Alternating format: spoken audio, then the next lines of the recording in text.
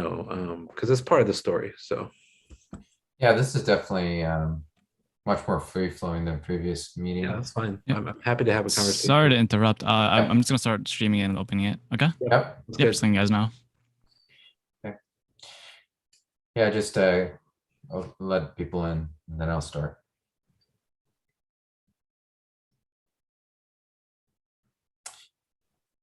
Well, first of all, want to thank my friend Chris Kwok for coming on again. Chris, he's an attorney who works with JAMS, which stands for Judicial Arbitration and Mediation Services. I've known Chris for a long time, and he's a very good friend. But he also, as if he's not busy enough, he also teaches at Hunter College, CUNY Hunter College. And the two courses that he teaches is Asian American Community and Public Policy and Asians in the United States. So I want to thank Chris for coming on. Thank you, Chris.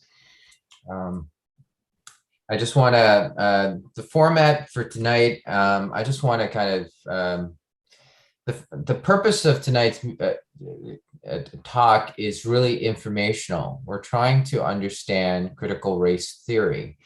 It's not really a debate or a discussion, although we can, ask questions and really probe and understand more about the critical race theory. And the genesis for tonight is I've talked to a number of pastors, and I'm with this group called Churches for Peace, a group of pastors and churches, really born out of racial tensions in the last year. And what's come out is we're hearing a lot of material through evangelical different sources, Christian sources, about critical race theory, or CRT for short. And I think as pastors, as church leaders, we're kind of bombarded with this, but without really a lot of information about what exactly CRT is, or what is critical race theory. So, so the purpose for tonight is to understand, right? Not to debate. Chris is a deacon at his church, but he did not go to seminary. This is it's not a theological debate, but it is a place for information and understanding. And I could find no other better person to understand it than my friend Chris Kwok. Simple format. If you are able to, invite you to open your videos, but keep your mics muted. So invite everyone to open your video, your display, but keep your mics muted. And what we will do is, after my introduction, Chris has an introduction into CRT, or critical race theory, and then you can type out your questions. There is a chat option.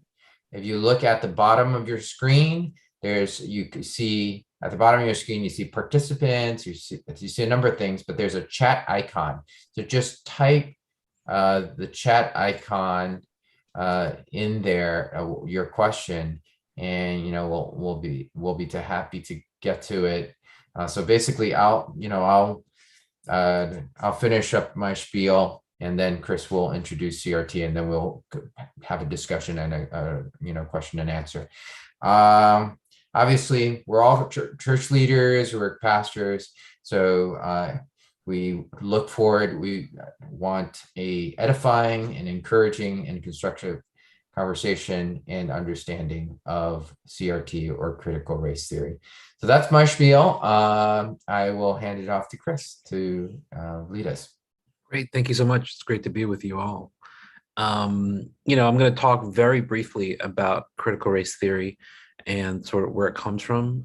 It began in the legal academy, so law professors, but it also spins off from another legal theory called critical legal studies. And so, we need to understand a little bit. It's a fairly new, actually, area, so far as academic concepts go. It's about 50 years old. And then I think after that, I can talk a little bit about my own journey with critical race studies, where I've been lucky enough to study with the founders, and then after that, I hope to have a conversation with you. But first, I want to just sort of set the table so we can sort of know, where it comes from and what it says about American society, primarily through the lens of law, because it begins within the legal academy. So let me just share the screen. Let's see.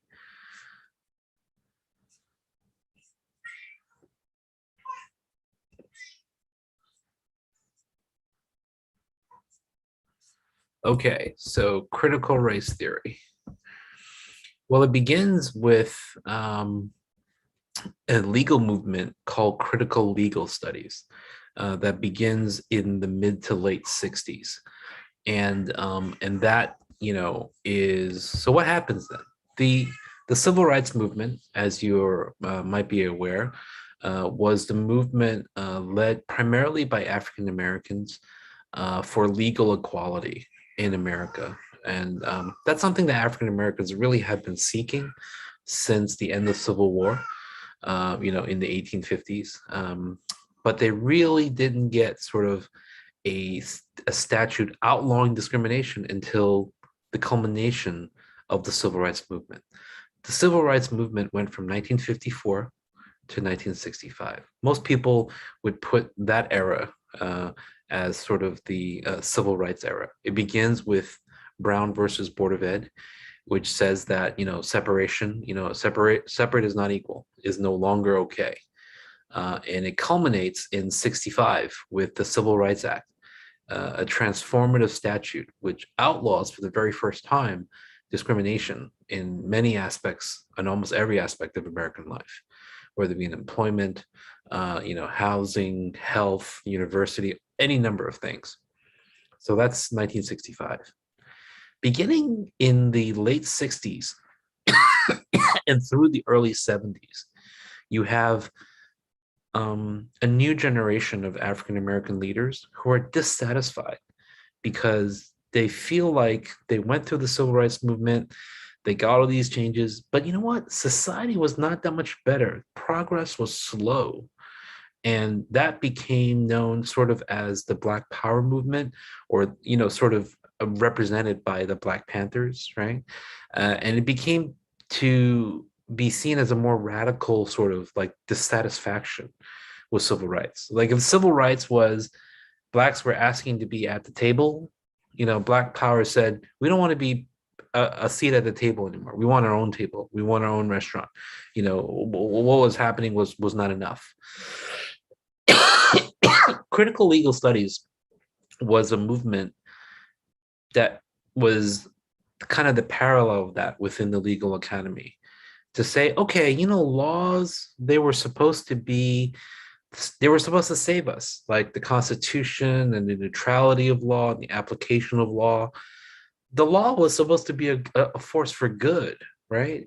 But we're going through the civil rights movement. We've seen law used in ways that enforced, evil, right? Slavery was not outlawed. Discrimination was allowed by law. Can we believe in law? That was critical legal studies. And there was another offshoot of legal academics, most prominently Derek Bell, who was then professor at Harvard Law School. And he began to lead and teach about race in the American law. And he basically criticized, hold on, let me close the door.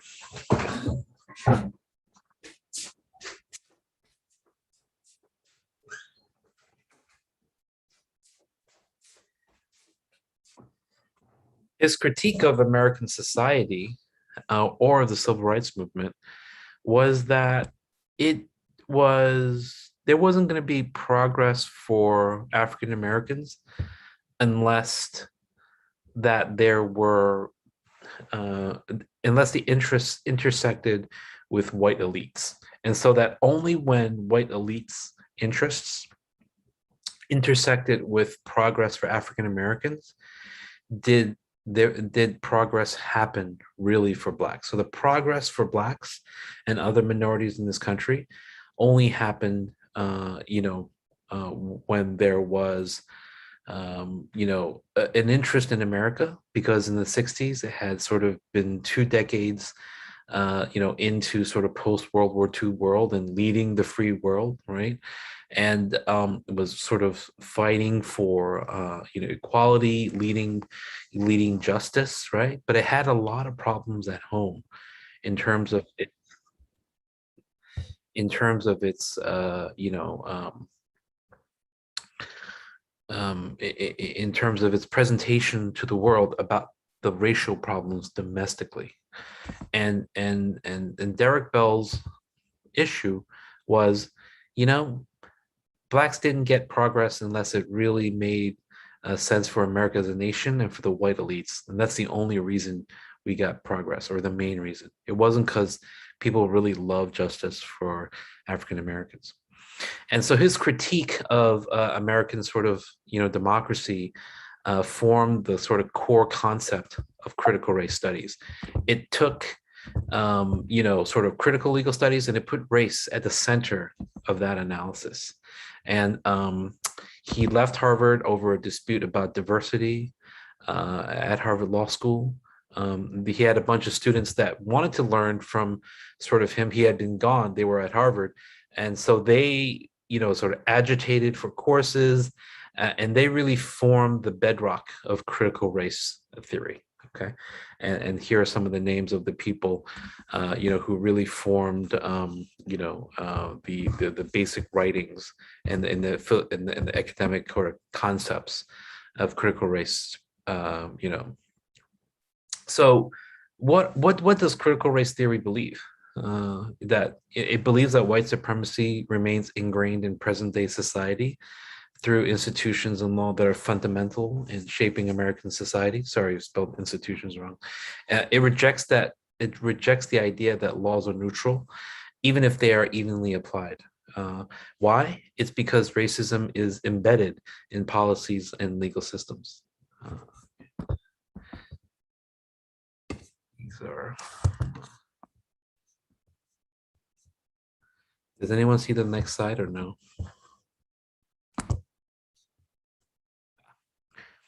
So these are some of the central sort of tenets of critical race. The interest convergence theory, and this is what I described before, that supposes civil rights advanced for Blacks only when it intersected with the interests of white elites. That there's a critique of liberalism. It questions liberal concepts of legal equality and constitutional neutrality, and says that race is embedded, in law that always is about saying that there's only going to be one winner, and it really protects the interests of only specific classes and people of a certain race. It also believes that race is socially constructed, and so that law is an important part of that social construction. For critical race theory, storytelling is also an important part of telling the story of critical race theory, because for critical race theory, storytelling has erased sort of non-white people from the conversation. So storytelling and counter storytelling to reset the narrative is an important part of critical race theory. That is a very sort of like high level 10,000 foot view of critical race theory. And so let me just talk very briefly a little about sort of how I got into it, and sort of how I came to study with some of the people that I wrote about, there. So in the mid-90s, I was an undergraduate, and I studied government, and I also studied Asian American studies. And so I read, the writings at that point, the critical race scholars after Derek Bell, who were the real people who took the torch and were in the beginning stages of building the field.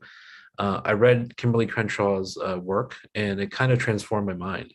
I really was taken with it, and so she was at UCLA Law, she still is. And so I went there and, sort of studied, with many of the, founding scholars.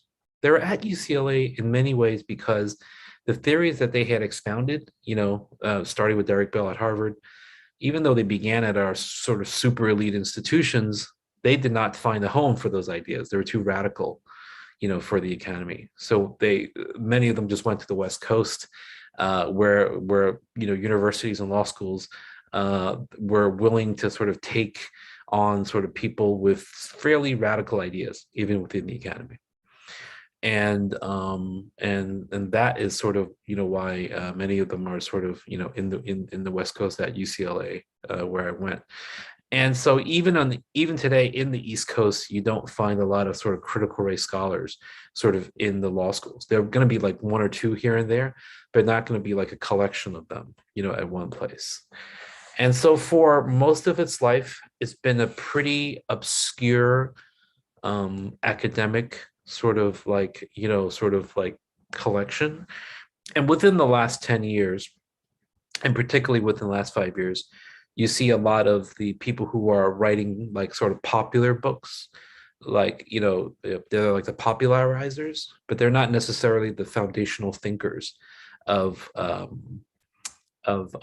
critical race theory. So if you think about Ibram X. Kendi, who wrote How to Be an Anti-Racist, he's a professor, but he's not generally thought to be like a founder or creator of critical race theory. He is essentially a popularizer. So he's kind of taking those ideas. So I guess what I would say is that a lot of the people that are on people's lips, or that have written best-selling books, are not necessarily, ironically, the sort of the foundational people who wrote it. So, and then we get to, I think, really why has become a flashpoint within our culture and politics war, is that Trump put it up as something to be opposed, by naming it, sort of at the podium, And so it was really surprising for me to sort of hear those words kind of like come out from the presidents, study that as a law student, and then sort of like 25 years later, you see it at the presidential podium. That was a surprise to me too. That being said, a lot of the opposition to critical race theory, sort of sets up it in a sort of way that probably doesn't do it the best justice. But that being said, as someone who has studied it, I do not think it's not like a full-blown theory or view. It really is, I think, a way of looking at society and law through a critical, lens focused on race. And that is sort of I think the best way I can describe it in summary. So I think with that, I'm going to sort of stop and maybe see if there's any questions, and we can talk about some of the ways that I've actually worked with concepts like this within policy battles in the New York City school system, which I'm happy to sort of get into later on if that's of interest. Yeah. Well, thank you, Chris. But before we do that, just for some housekeeping, I know some people joined in a little bit later. Just as a housekeeping, just keep your mics muted. We're actually going into a time of question and answer, but I do invite you, if at all possible, to open up your video, but keeping your mics muted. And if you have a question, there is a chat box at the bottom of your screen, and just click on the chat box and ask the questions, and we'll try our best to it's a conversation, so we'll try our best to, answer those questions. So, I think Chris is done. So let's move into the question and answer period. Again, if you can open up your display, that's great. But keep your mics muted and just type out your questions, and those questions are coming right now. Yeah. Yeah. So, so Detroit Chinese Alliance Church, it's nice to see you. Great question. And so let me go over like a specific statute, and sort of sort of by telling the story of that statute, I think we can really illustrate the construction of race. So when California was admitted into the Union, as a 31st state in 1850. They passed a statute earlier in the year, even before it was admitted into the state. And it was slavery was still ongoing. There were some free blacks, and it said no blacks, mulattoes, or Native Americans may give testimony for or against any white males or any white person, right? And that was because they're like, we're a free state. There's no slavery in California, but we want to make sure that if black people are here, if mixed black and Europeans are here, they got to know they're not our equals. They're not going to be able to testify against a white person in court. Okay. The Chinese had not yet or just started coming to California in large numbers because of the gold rush. And what happens for the next 20 years is that the Chinese are the actual threats to the interests of white people in California, because the Chinese are coming in large numbers, because it's actually easier at that point for Chinese to come to California than people from America, from the East Coast. People tend to forget that. But people, for the first 20 years before the railroad was completed, it was a 6-month journey overland, which cost thousands of dollars in today's dollars. Very dangerous. Wagons had no brakes. And the safer trip was to get on a boat in New York, round the tip of South America, and come up to San Francisco. That was an 8-month journey. That's how people got to California. So you know what? People, once they went, didn't come back, and it took them a lot of money to get there. So the Chinese were a threat, because they're like, well, these Chinese people just get into a boat in Pacific and cross to California, And what happened was there was the gold rush. Everyone's spent a lot of money to get there. Everyone's desperate to have money. And gold camps, people that were mining for gold, would be targets for robbery, right? And so George Hall and his brother and another ne'er-do-well would rob camps, of gold. And so they came upon a Chinese mining camp, took the money.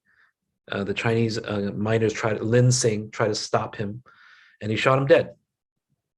So what happened was there was a prosecution of George Hall and his brothers. Actually, if you look at the prosecution, they spent a lot of money. They took it very seriously. They got a white pastor from San Francisco to come in to translate, for the Chinese witnesses, right? Witnesses. Now the statute, think of the statute, says no blacks, mulattoes, or Native Americans may give testimony against white people. Okay. The statute did not envision Chinese people being part of that system. It did not see them, think of them as a problem at that point. What happened? George Hall got convicted, and he was going to be hung. That's a victory. The trial court judge was like, don't think you can kill people willy-nilly, even if they're Chinese in this, in this area. There's going to be justice, And if the story had stopped there, we would have been in a much better place. But he appealed, and he said, all the witnesses were Chinese. And I've got the statute, while not mentioning Chinese, basically the Chinese are them.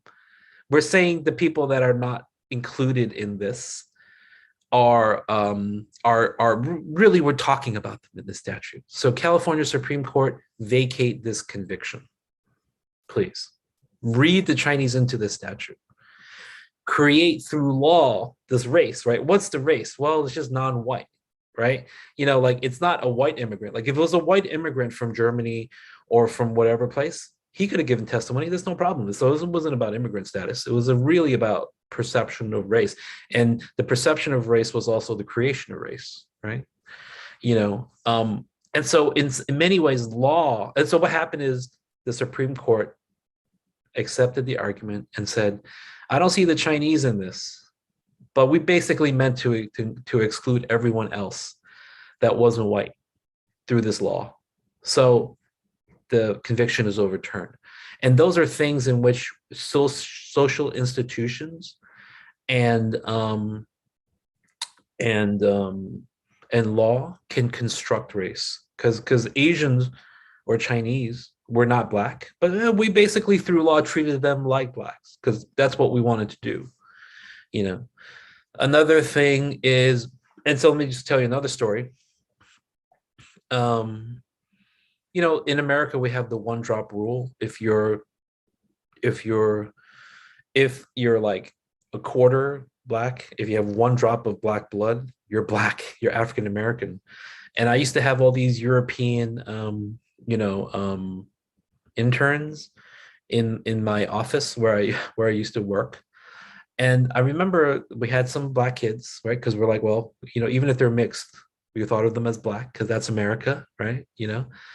And then my European interns, they would stop and they'd be like, how is that person black? I don't understand. Like they don't seem black to me at all. So we have a really, like, in America, we have a very sort of socially constructed sort of image of black, like, the tiniest bit of black. And why do we have that conception? It actually goes back to law, because at a certain point we stopped the importation of slaves, right? Now slaves were extremely valuable, and so if slaves had children, then they would be property that people owned, right? And so because the importation stopped before the whole thing was made illegal, we, in America, we have a very sort of like one drop rule, but that is not a rule that is in other places which don't have the institution or legacy of slavery, right? So those are different ways in which the critique is that race is a socially constructed category. It doesn't mean that we are not different and that we have things, but if you look at genetics, we differ really in very minuscule ways in terms of our genetic code, right? But it's the way that our society and our law sort of works up those differences. When the Chinese got here, they could not naturalize. The Naturalization Act of 1790 limited naturalization to only free white males, right? So Trump's grandfather came to America around the same time that the Chinese started arriving in California in the middle of the 19th century. And, Trump's grandchildren by this time are no longer thought to be non-American, right? But the Chinese who arrived in the middle of the 19th century, their grandchildren, if they had mostly married Chinese or Asian, probably would be perceived to be like, oh, when did you get here? Or, you're pretty recent. That's another sort of social construction, so those are kind of like three examples of the social construction of race. But so what do you think about that? I don't know if that's interesting or if there's questions that come out of that. Yeah. Yeah, feel free to ask follow-up questions. If you haven't asked a question, just type it in the chat box. There's a chat box on the bottom of your screen, and so feel free to add. Yeah. Feel free to ask follow-up questions if you want. Cool. I think the next question is, why are people opposed to CRT? It's seen as the major critique that I have seen is that it says that all people are racists and that therefore, that's something we don't want to teach. And that's I don't know. I mean, I don't know if CRT says all people are racist, but it says that a lot of our institutions and our laws are racist, and that, they're built into our law and institutions. And even if you take the people out and the sort of raging racists out of institutions and structures, those structures and institutions can still have racist outcomes, because that's what CRT says. It doesn't say that all people are racists, right? But it says that our institutions and our structures are really driven by race, and if you look at our laws, that shouldn't be a very controversial topic. White people could only be naturalized as citizens. That was not repealed until 1953. Chinese immigrants could not naturalize as U.S. citizens until 1943, when China became an ally for the United States. So the history of our laws are pretty clear as to who America thought was a candidate to become an American if you were, coming over here. So that's pretty clear. And just to go to Stephen's question, given where CRS originated and where it primarily resides, is it accurate or fair to say that our students are being taught CRT in our public schools? I think it's hard to say, but I would say that as a general, my interaction with public schools, my answer is generally no, because like our public school curriculums are actually fairly conservative and they don't change a lot. Where CRS is really being taught is in our private schools. And because those curriculums they change much quicker, and private schools have really, really within the last 20 years, really, they're a lot quicker and a lot more open to these ideas. Because even though these ideas are at this point 30, 40 years old, within sort of the academic universe, that's still kind of pretty young. So like, like I there actually, I can tell you, I'll tell you another story, which is that so I review sort of articles for an academic publisher that produces stuff for K through 12. And the stuff is still pretty like down mainstream, middle of the road, not particularly CRT cutting edge. Like it's very conservative. It's not sort of, within our sort of mainline teaching. It's still pretty, CRS is not sort of all over our public schools. I really, and it's not all over our law schools.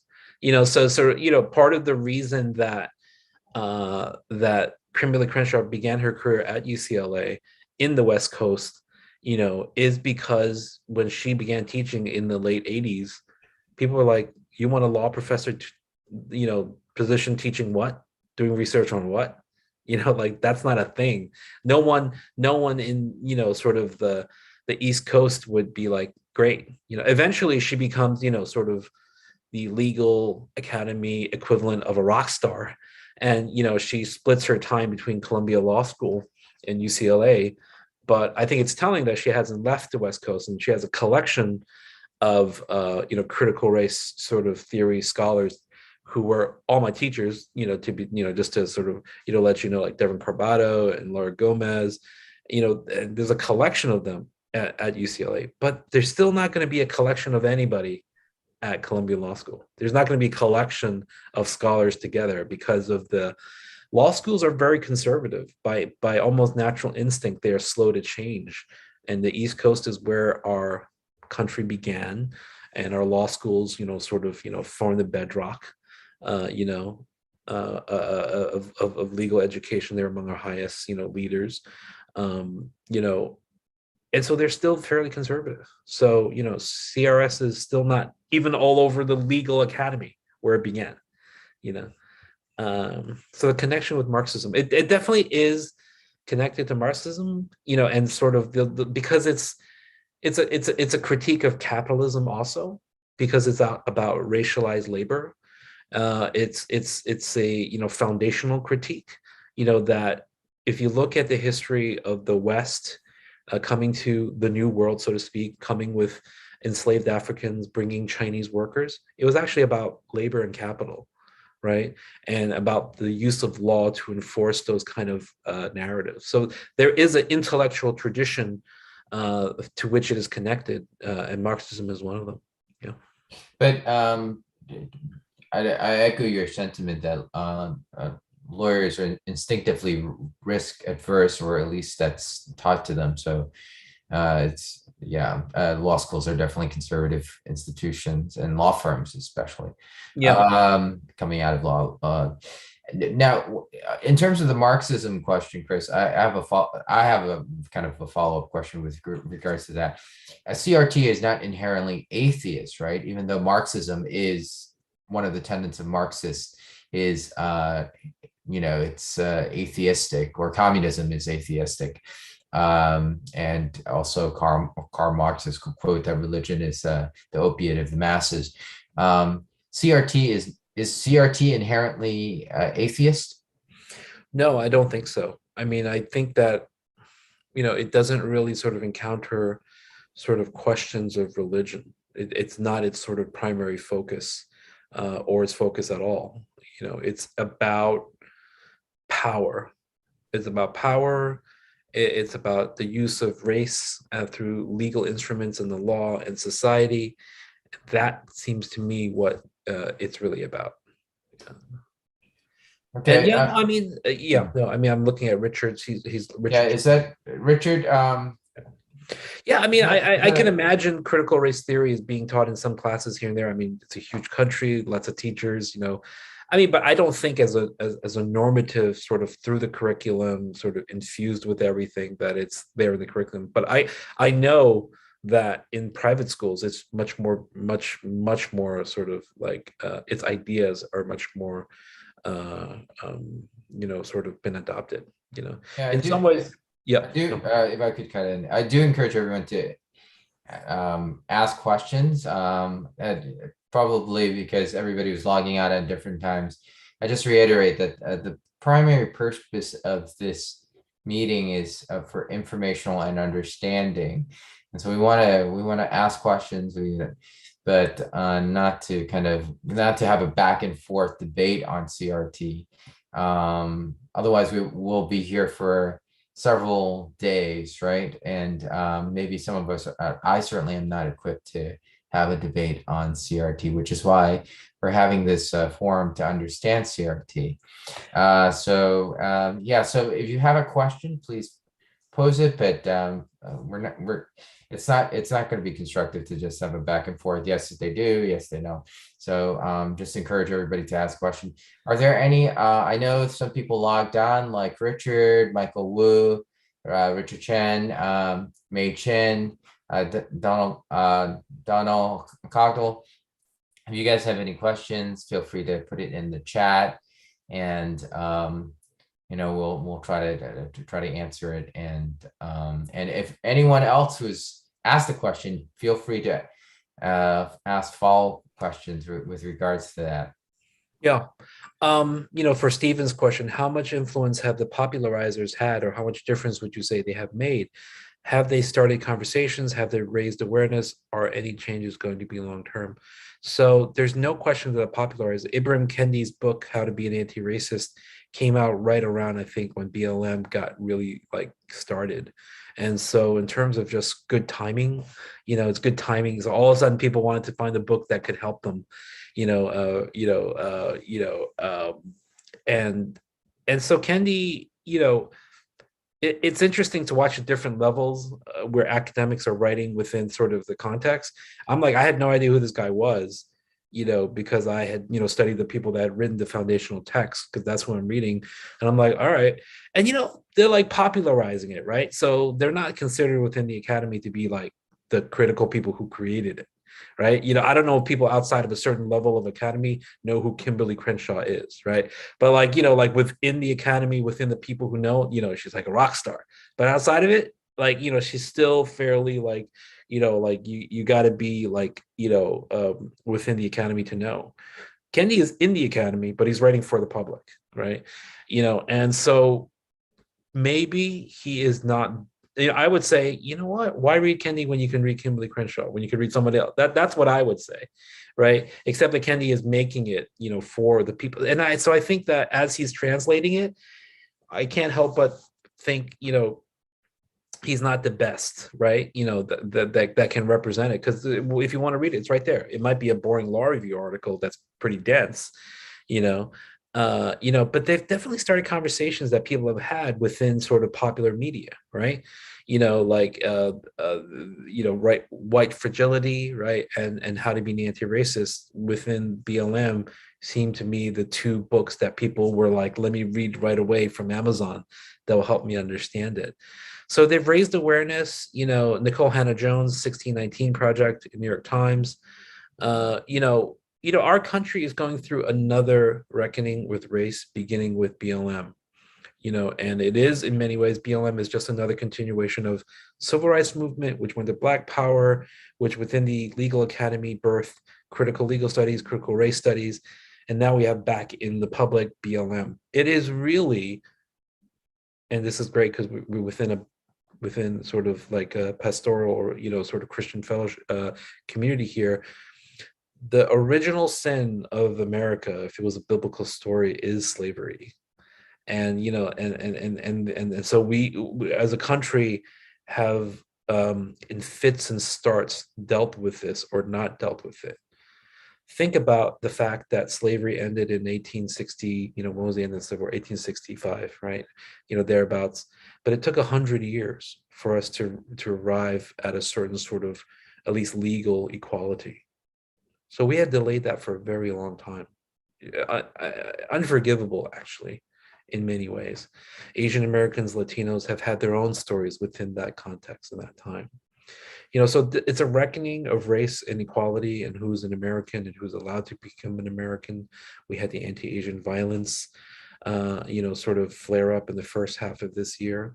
All of those things are connected, in my estimation, to these reckonings. And it's good because it leads us, I think, to more justice. It leads us to more truth and sort of speaking with one another, and that's what I think I would like. That's what I want to do. And I think that as someone that has studied critical race theory, I've also spent a lot of time opposing certain things that I found problematic, within sort of, so I've never taken it as like an ideology that you have to follow straight through, but it is a lens by which I examine law and American society and American culture. And that's how I do it. And it doesn't mean that, I agree with everything, but it takes someone who is going to spend time to learn it, and the criticizers, a lot of them, and Kimberly Crenshaw said, that's like going to a dinner where the people want to poison you are setting the table, so she was just saying, like, hey, like, I'm willing to have a discussion. I'm an academic, but I'm not going to have it if you're going to set up these things to knock them down, because, and that's what she said about some of the critiques of CRT. So. Thank you, Chris. Yes, Stephen has a follow-up question.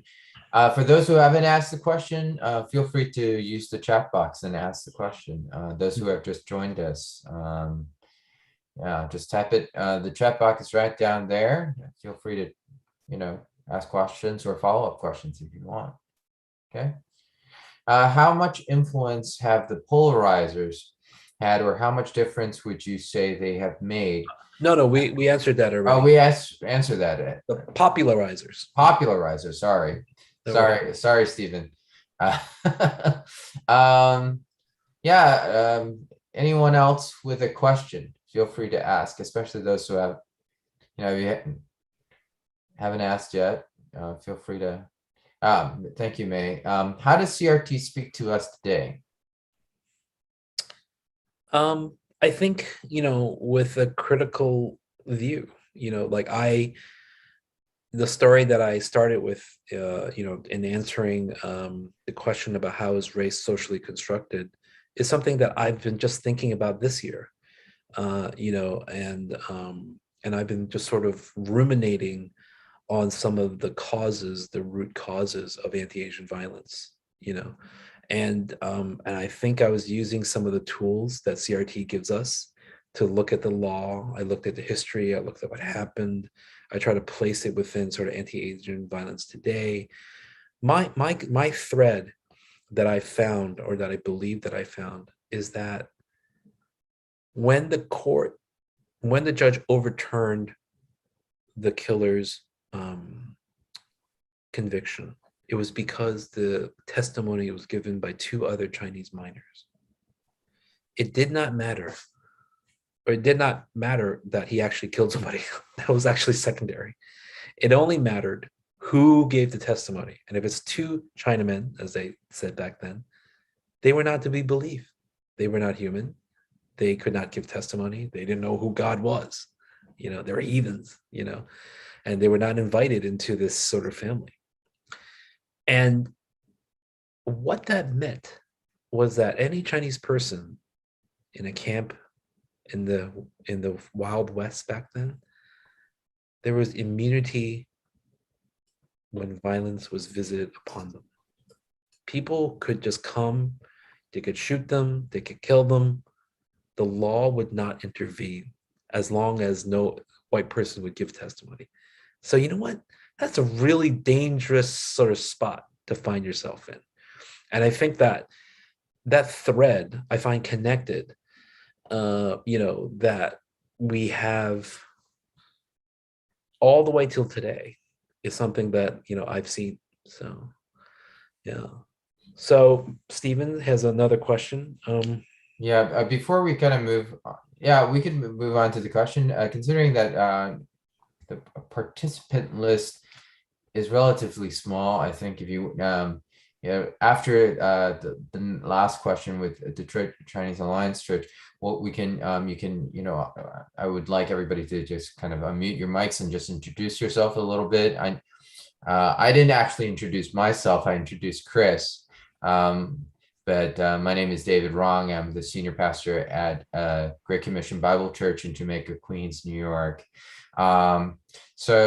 Chris, what critiques or areas of caution do you have for CRT and CRS? Yeah. So, one of the areas that I diverged from a lot of people who were, following CRT, CRS was in the specialized high school exam for New York City, for Stuyvesant, Bronx Science, and Brooklyn Tech. And I had led a fight, to maintain that test, for a good 8 years. And I thought a lot about it because, CRS is part of the progressive movement and sort of I'm a progressive, blah, blah, blah, blah.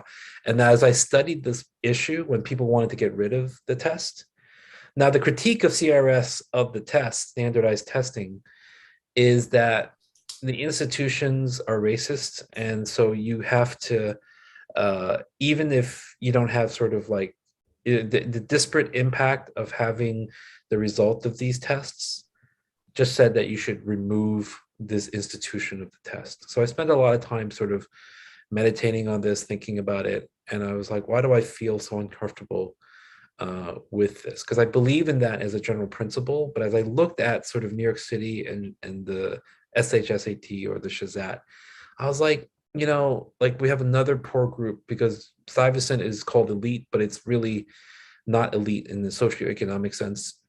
And mostly working class immigrants and their children go into it. As a rule, they're a little bit wealthier than most of the high schools in the public schools, but for the most part, they're working class immigrant children. I thought that the real life sort of working of who was taking a test and getting in was much more complicated than the theory would be, and that I thought that we needed to have a finer point on this particular issue. So on that question, I had a lot of debates with people who were, my allies, my mentors, people I was coming from. These were not easy discussions or conversations that I had over the last, 8 years in leading the fight to preserve the Shazat, which I won. We won. We preserved it. But it was not easy. But it also took a lot of difficult conversations, and I'm less involved in it now.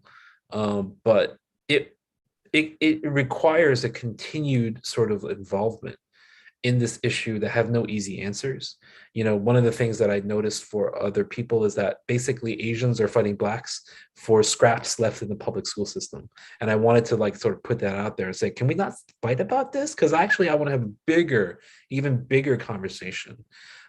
And so that I felt like CRT gave me as a view, not to be no, it's just us, about versus you for these public goods. No, it's about, hey, the white kids have basically left New York City public high schools by the time they get to high school. If you look at the number relative to New York City, populations, they're there in elementary school, middle school, and in the high school, they're just literally gone.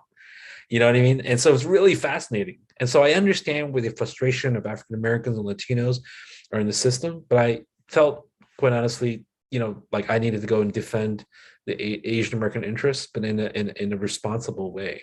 But that was not an easy fight. That was very difficult, and to be very honest with you.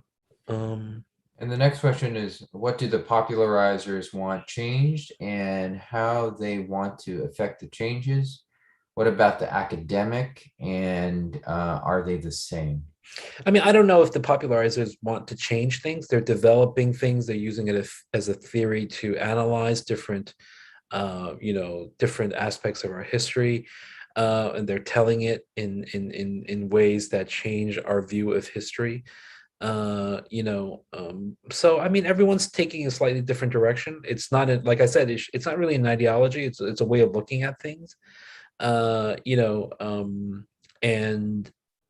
that is, I think, the best way for people that really want to understand the tools that CRT can give you should use it.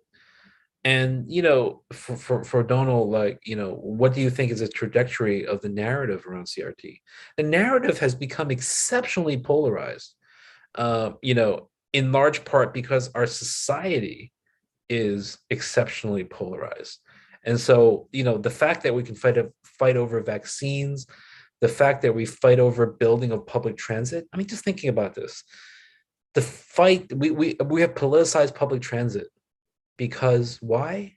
And this is another way of storytelling. Public transit investment is associated with helping urban or Black or non-white sort of communities, and building highways is associated with white communities, going to the suburbs, being in a car. And that is why we have these fights about transit. But that's stupid. But that's also because our public spending for the last 50 years has been built around funding suburban highways and things like that. We have de-invested in our public transit infrastructure. But why? We have hurt everybody.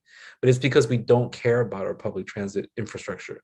If anyone has spent time in modern Asia, in China, in Japan, in Korea, in Hong Kong, anywhere, the fact that you would have a public fight about public transit and whether you should have it and whether you should invest in it is just ridiculous, because everyone wants a nice train that runs on time, is clean, and will bring people from here and there without having everyone to get into a car and come up the thing. So our country is incredibly dysfunctional at this moment in history, and CRT is but one more point along the way in our fighting about it.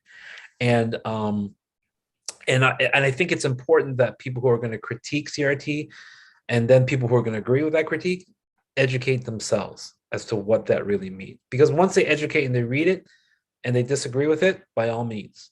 And I did too. I mean, I also worked in race relations for over 15 years for the federal government.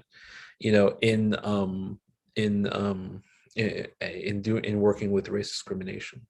So, I don't know if everyone's going to have that sort of great opportunity to do that and to take what I learned. I was very lucky to take what I learned and see if it would really play out in real life institutions. And for the most part, I found that to be very sort of true. I saw it play out in numerous ways in the legal institutions in which I functioned. So, yeah. And how do you feel the church should be involved and not involved? Well, I think that CRT is about the truth. It's about truth telling and about trying to tell the truth in ways that have been obscured by politics and by sort of narratives about how we want things to be. So I think that there's a nice truth sort of seeking aspect of CRT. That doesn't mean it's always right, but I think a critical lens on sort of our received sort of narrative is a good thing.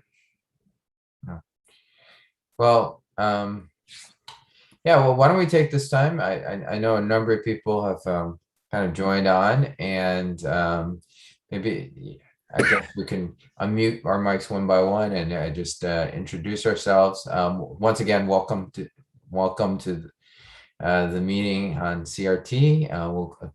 Once the introductions are over, we can continue with questions or follow-up questions. So I'm just going to go down the line.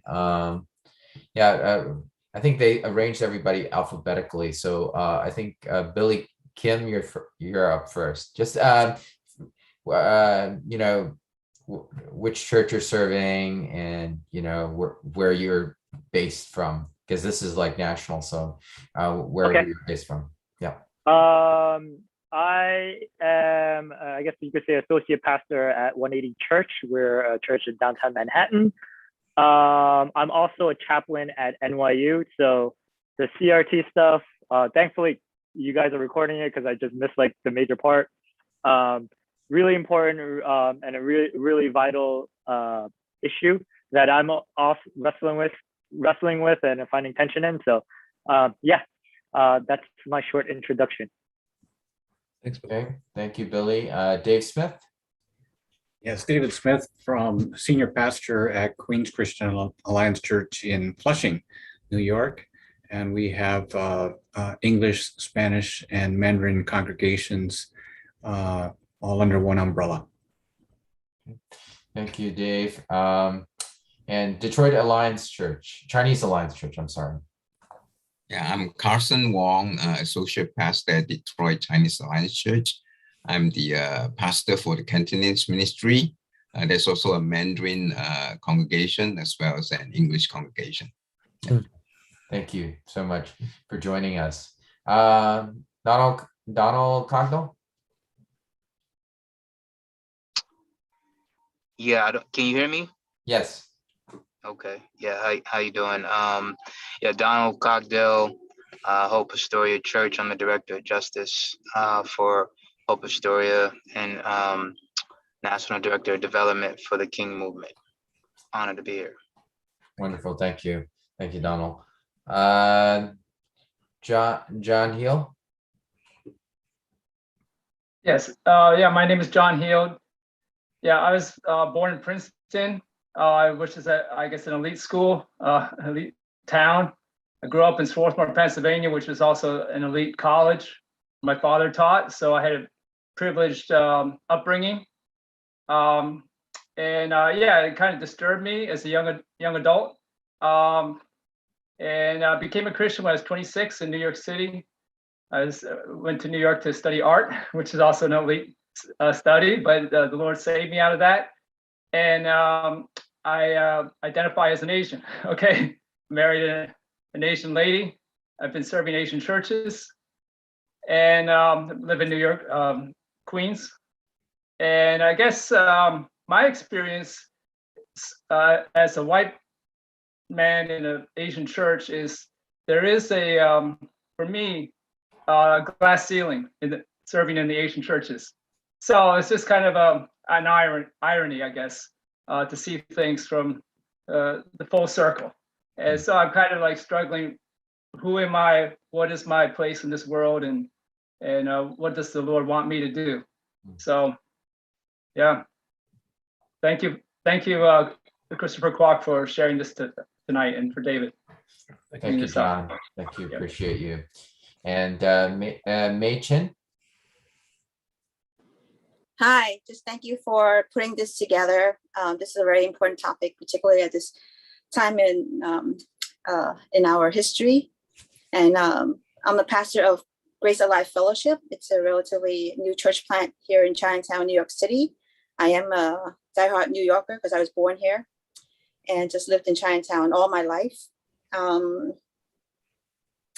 And today I just talking to some friends about, the church and, separation of church and state and all that. So I feel like this is the topic that we're all wrestling with, like this thing with the CRT. Where does the church come in? Because it's very complicated, right? We know the solution to love one another, but it's such a complicated system, and it's people operate system, and it's just so much history that's ingrained into our own culture that we even have to do some self-reflection, So it's just very complicated. So I'm very thankful for this time just to talk, and that we're not alone in trying to work this through. Yeah, no, I mean, and I love hearing your stories. I'm a New Yorker. I grew up in Flushing, arrived into Flushing as a 5-year-old on the 4th of July in 1979 into JFK, and I grew up in Whitestone, there and saw the rise of Flushing as, went to church as a young child with Dave for a little bit. And I live in Lower Manhattan now. In Battery Park City, right next to Chinatown. It's always been important for me to be around the Chinese community because, number one, can't live if I don't have a Chinese supermarket that I can go to, because the way I eat and what I want to eat is just not, I can't find it all at Whole Foods and things. So that, for Chinese people, and that's part of what drove a lot of my study, both about Asians in Asia, Chinese people in China, and also Asian Americans and the experience. and the experience of race in this country. Detroit has a really interesting experience of race because there were many Chinese in Detroit when Detroit was coming up economically. Because the Chinese went wherever they could make a living, and at a certain point, Detroit looked like it was going to be the next sort of global city. It was going to rule the world with the cars. They were very, attracted many interesting people. There's a writer named Grace Lee Boggs. She's Chinese American, married an African American labor activist. She got a PhD. She grew up in Jackson Heights. Her dad owned a big Chinese restaurant in Times Square. She got a PhD, couldn't get a job. And so she became a thinker and a writer, and she wanted to be a radical thinker, a labor activist, married an African American, and became one of the most important writers of the civil rights movement, Grace Lee Boggs. And then it kind of all crashed in many ways in the 80s with Vincent Chin when he was killed by out of work auto workers. So it kind of was like the bookmark end of that sort of Chinese dream in Detroit, where Vincent was thought to be he was a Chinese boy adopted by a Chinese mother, out at a bachelor party. He was going to get married the next day, and then he encountered a fight with two out of work auto workers who blamed him, because of his face for it, so that kind of was the bookend of for Asians. It kind of Detroit has seen a large fall in Asian populations, since then, although there may be some uptick in the last 20 years. But, part of that, particularly for us as Asian Americans, Chinese Americans, to understand our role, how we've benefited from the civil rights movement. In some ways, we've also benefited from racist systems. So we have to be able to understand our role, where we won't be used and that we will be a participant for good, to make the system more fair, to be better. We have that responsibility. But yeah, I'm sorry. Yeah, I just want to, the Vincent Chin story, they actually mistook him for being Japanese. Just a personal note, I also arrived in this country in 1979 in July, but we might have been on different planes. You might have just come out of customs first, and then then they finally let me out of immigration or something like that. You came Northwest, Oh, you came Northwest. I came through Korea Air. We booked a flight from Korea Air. So Pastor Lin picked us up from the airport. Yeah. Oh, really? Wow. Bellman Lin. So Michael Wu, where are you from and where do you pastor or minister?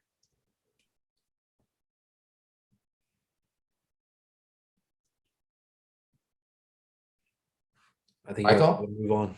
Okay. Stephen Lai? Yes. I pastor in a sister church to Great Commission on Long Island, Edge City Church. I'm on staff there, one of the associate pastors. But I live in Queens, previously ministered in Queens.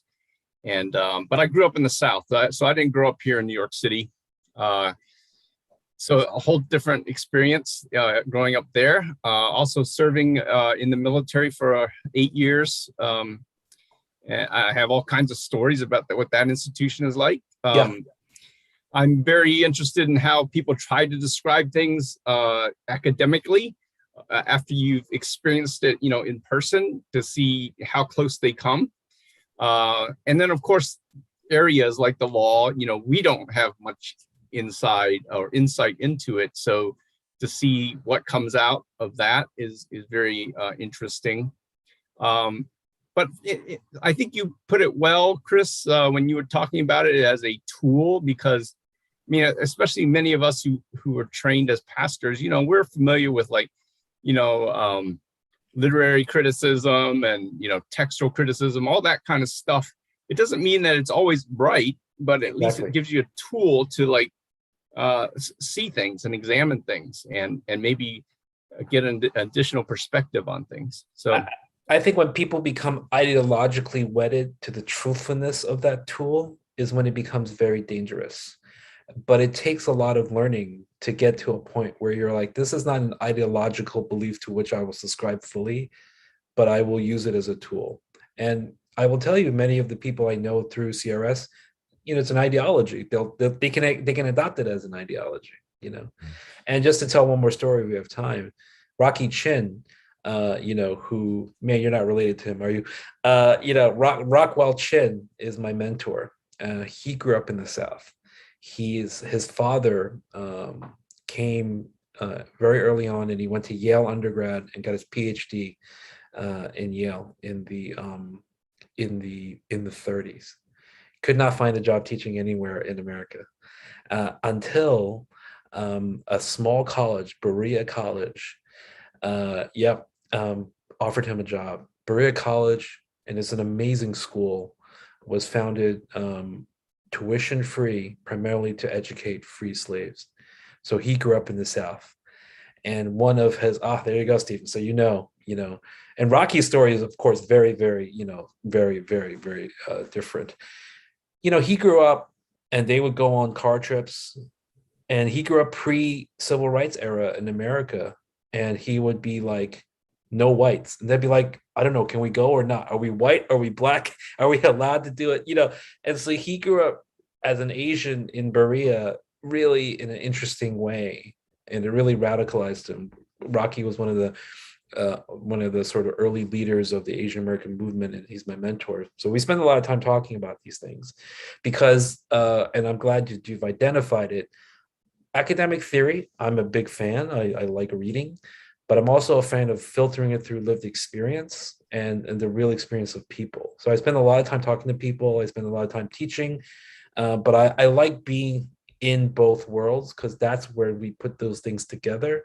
We're going to be able to speak to maybe some of the truths that we might, sort of think that we come up to. So, but Rocky's stories about growing up there, really, really shaped him.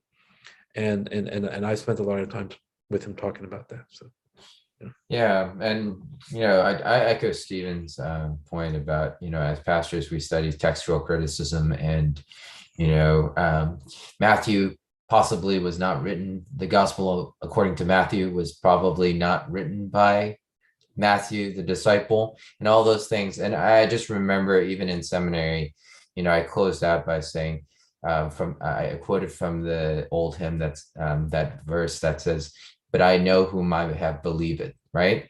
So at the end of the day, these are tools to understand God's truth better, but it is not God's truth. And as I told one very, very devout Reformed theologian, Christian, who, he could cite Westminster Catechism backward and forward. He knows more about John Calvin than John Calvin himself. I said, but it is not the gospel of Jesus Christ. It is not the Bible, and it's not the word of God. It's our attempt to understand and delve deeper into the word of God by people who are passionate about God, but it is not a substitute for truth. So, and in the same way, what Chris is saying is true as well, at least from my opinion, is that CRT is like a prism, is a tool, but not truth itself. Right. And I think we all know that. Any more questions for Chris? Any more kind of challenges, or you feel like, I've been bombarded by all these questions about CRT, and people are sending me stuff from Washington Examiner, or Mike Pompeo says this, or they're getting these emails, and and I know as pastors, we constantly get bombarded by those things. And so if you guys have any questions for Chris, feel free to ask them now. And you don't have to type them. You could just unmute your mic and ask those questions. Well, looks like we're good. Maybe I'll put it this way, Chris. How do we go about emphasizing or maybe pulling out the critique or evaluation of systemic things versus what I fear sometimes is our landing spot, is that certain people are by virtue of them being, well, fitting a certain construct racially, that they're the ones that need to be fixed or changed, as opposed to, you know, maybe more systemic things. Yeah, I mean, it's both, and I think that the change needs to be made through relationship, like long-term relationship, and long-term sort of like conversation and dialogue, and that is very challenging. Yeah. I think it's not, you know, we can't do these things in one shot sort of conversations or short-term relationships. I think long-term change happens only through trust and long-term relationships. And so without that, it's going to be hard. But I think maybe as pastors and pastoral roles, that's where you're going to have that opportunity, at least. And then, you know, even then it might not be, you know, useful. I mean, but systemic issues is a real thing that I've come to really appreciate. But, you know, individuals are also problems, you know what I mean, in terms of,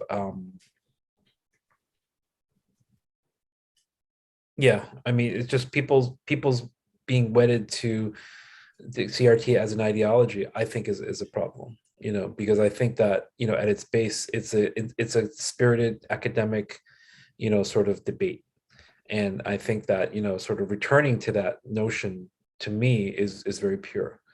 Like, you know, if we have a critique, we'll take the things that we think that it gives us in terms of wisdom and insight into society, but that there are some issues that, you know, we might raise. And I think that that would go back to the very original concept of it, which is of the academic tradition, where we question back and forth. And I think if people can do that or be open to that, I think that might be the window or the entryway. Well, if there's no other questions, I want to first thank Chris for joining us. I just want to say that the reason why churches of the group that I'm with, Churches of Greece, was formed is so that we can have conversations and build relationships as Christians to understand and come up and work together to serve the ministries that we are called to minister together. And so and Chris is right. A lot of time, I feel like increasingly our society is very polarized.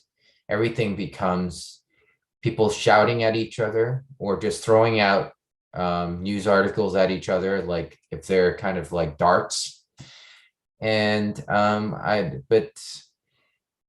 but the word of God, I just want to share it with everyone. I wasn't intending to share, but you know, you guys are our pastors. The last thing you need is another pastor preaching at you, right? You guys do enough of that. But Psalm 133:1, behold how good and how pleasant it is for brothers to live together in unity, right? And you could, that is found throughout the Old and New Testament, and that's about talking with each other and listening and understanding. And if another brother in Christ is suffering, no matter the color of their skin or the station where they're at or which part of the country they're in, then the whole body hurts. The church with a capital C, right? And I feel like this country is very good in pigeonholing everybody and putting people in silos, and certainly with pandemic and everybody is literally in a kind of a shell. But hopefully through these conversations, we can understand things